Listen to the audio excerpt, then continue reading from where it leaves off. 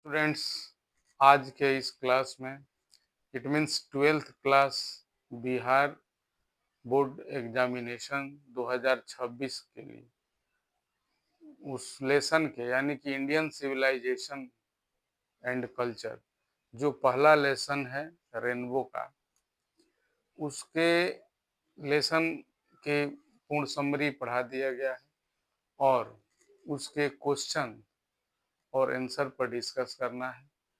तो जैसे कल के क्लास में हम लोग पढ़े उसके कंप्लीट समरी हम लोगों ने पढ़ा, बताया गया कितने कैरेक्टर्स, ये हमारी सभ्यता क्या थी, आज क्या है, हमारा कल्चर क्या था, क्या क्या हम लोग उनसे सीखे, उन सारी बातों की चर्चा कल हुई थी।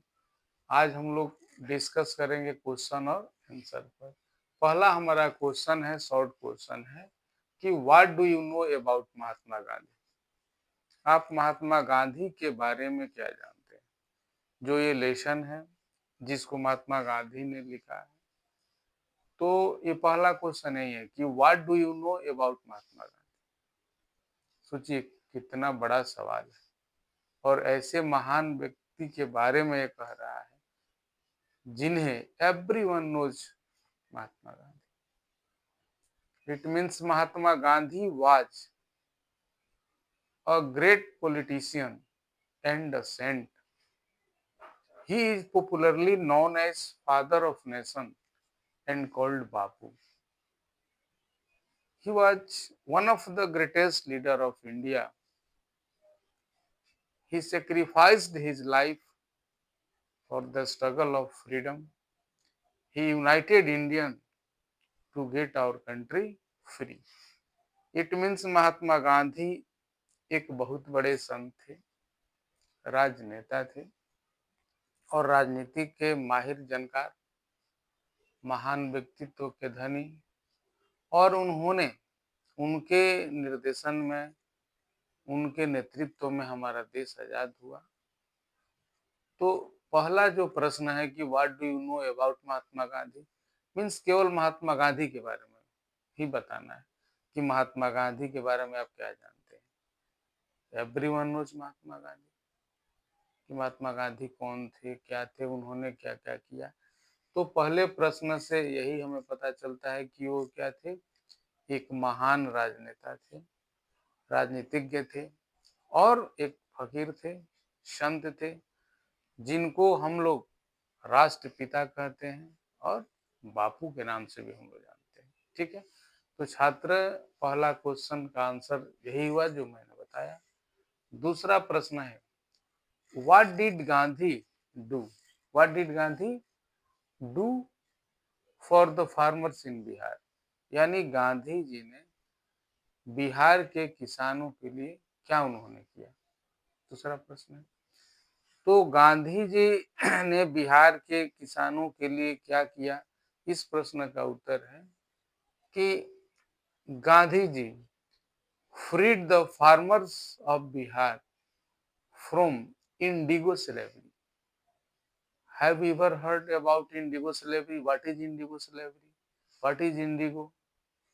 Means I would like to tell you the answer of the question that there was a custom from the English in Motihari, it means Purvi Champaran, that 1 bigha means 20 katha, on which in 20 kathas of land, only 17 kathas of land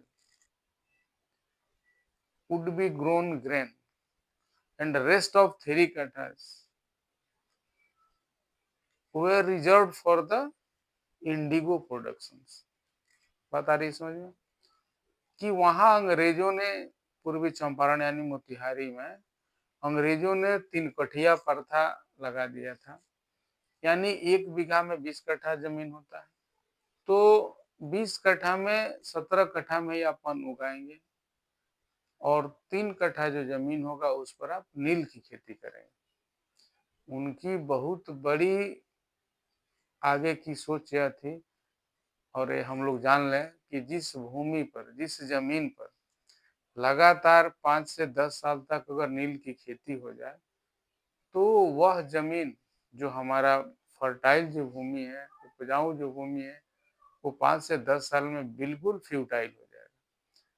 यानी कि वो बिल्कुल भूमि बंजर हो जाएगी, उस पर कुछ नहीं उगाया जा सकता है, अन्न पेड़ पौधा। तो उनकी इतनी दूरदर्शिता थी अंग्रेजों की कि हमें कई रूप से, कई तरह से हमें डैमेज कर रहे थे। तो गांधी जी ने यही किया कि जो इंडिगो की जो स्लेवरी थी, गुलामी थी, उससे हमारे बिहार के किसानों को उन्होंने मुक्त किया। ठीक है, मैं बीच में प्रयास कर रहा हूँ कि इसका मैं उत्तर लिखते जाऊं ताकि हमारे छात्रों को काफी सहूलियत होगी समझने में। जैसे पहला क्वेश्चन है, what do you know about Mahatma Gandhi? तो आंसर होगा कि Mahatma Gandhi was a great politician and a saint. He is known as the father of nation, the father of nation, and also called Bapu. Okay, question number 2 जो है, what did Mahatma Gandhi do for the farmers in Bihar? मैं बता चुका हूँ, लेकिन मैं इसका उत्तर भी लिख देता हूँ ताकि हमारे 2026 में परीक्षा देने वाले साइंस, आर्ट, कॉमर्स 12th के जो विद्यार्थी हैं उनको काफी मदद मिलेगी इससे, और वो लिख के अपना उसके अभ्यास करेंगे, तैयारी करेंगे। तो कह रहा है, आंसर हुआ Gandhi ji freed the farmers of Bihar from indigo slavery. Indigo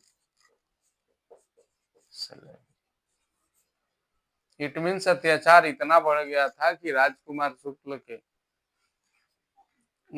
अनुनय विनय पर महात्मा गांधी को आना पड़ा था मोतिहारी में, और आकर काफी वहां के किसानों को समझाए बुझाए, और इस प्रकार उन्होंने Gandhi ji freed farmers of Bihar from indigo slavery, यानी कि 3 कठिया प्रथा जो था, 3 कट्ठा में आपको नील की खेती करनी ही थी, तो उस प्रथा को उन्होंने खत्म कराने का प्रयास किया और अंग्रेजों की गुलामी से इन लोगों को ये मुक्त कराया. ठीक है, तीसरा क्वेश्चन है स्टूडेंट्स हमारा, what do you understand by civilization and culture? ये हम लोग कल के क्लास में बहुत बेहतर तरीके से पढ़े हैं कि आप अब सभ्यता और संस्कृति से क्या समझते हैं. It means our civilization elevates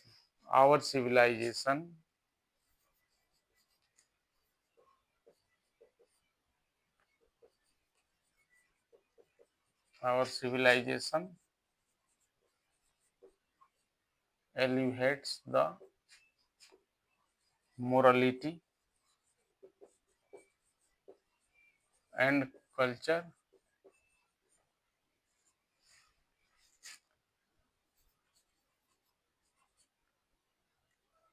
showed the path of duty. Showed the path of duty. यानी कह रहा है कि हमारी सभ्यता हमारी उस नैतिकता को दर्शाती है और उस नैतिकता के बारे में बताती है, और हमारी जो संस्कृति है वो हमारे अपने कर्तव्य के पथ को बताती है कि आपको क्या करना चाहिए. ठीक है ना, ड्यूटी आपका क्या है. चौथा है, what do our holy scripture tell us about universal human values? यानी कह रहा है कि हमारे जो ये धार्मिक जो पुस्तकें हैं, होली जो स्क्रिप्चर्स हैं, वो हमें सार्वभौमिक मानव मूल्य के बारे में क्या बता रहे हैं? As we know that students, those students who are preparing for 12th annual examination that is going to be held in February 2026. Listen the answer of the questions carefully so that you may get advantage and obtain rich marks. तो ये कह रहा है कि what do our holy scriptures tell us about universal human beings? Everything is created by the same God. Everything is everything is created by the same God. There should be